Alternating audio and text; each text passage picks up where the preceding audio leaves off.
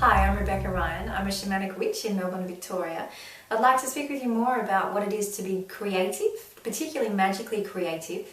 And to do that, I recommend using your dreaming body. So your dreaming body is a term that comes to us through process-oriented psychology. So that's Arnold and Amy Mindell's work, which is Mindell, Mindell.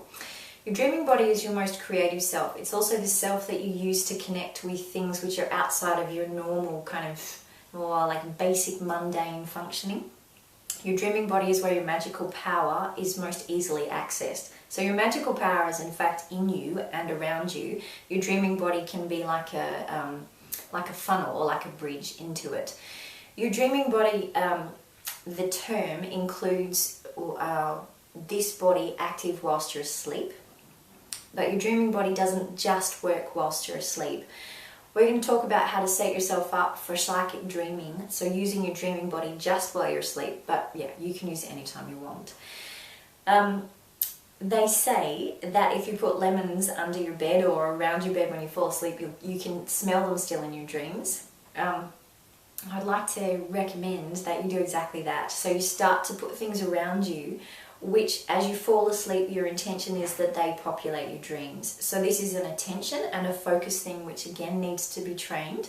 You might be very good, you might have a natural affinity for populating your dreams as you choose. If you don't, that's fine, it's just a practice thing, so don't give up if you struggle at first.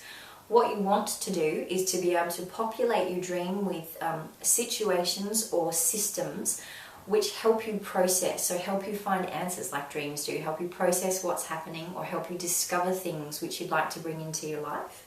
So to do that first, get things around you in your bedroom, organise yourself that they're some of the last things that you think about. So as you fall asleep, in the earlier instance, you might be thinking about the smell of lemon or the colour of lemons. And then as you wake up in the morning, almost whilst you're still kind of bleary, so you're almost really still in the between lands of awake and asleep, you would get a pen and paper and you would start to just, it is write down, but it's very stream of consciousness, so just kind of write and see what happens and see if you can track lemons through your dreams. I hope that helps. After you have the basics in place of I can take something from my mundane world and implant it actively, you can then start to go on to a higher level of sophistication or more complexity by getting people into your dreams in your intention, so bringing an effigy or an image of a person into your dreams, and you can start to interact with them. So you might talk, you might say, well, where are you coming from, or how can I help you? Magically, that's fantastic, because if you're doing a spell for yourself that affects other people, so if you're doing a spell for prosperity or love or change of path, it will affect an almost limitless number of people around you. So you could pick the ones who are closest, so maybe your future boss or the idea of someone that you would like to fall in love with, and you can interact and you can ask them what they need from you or what their view is of what your dream is, etc., etc.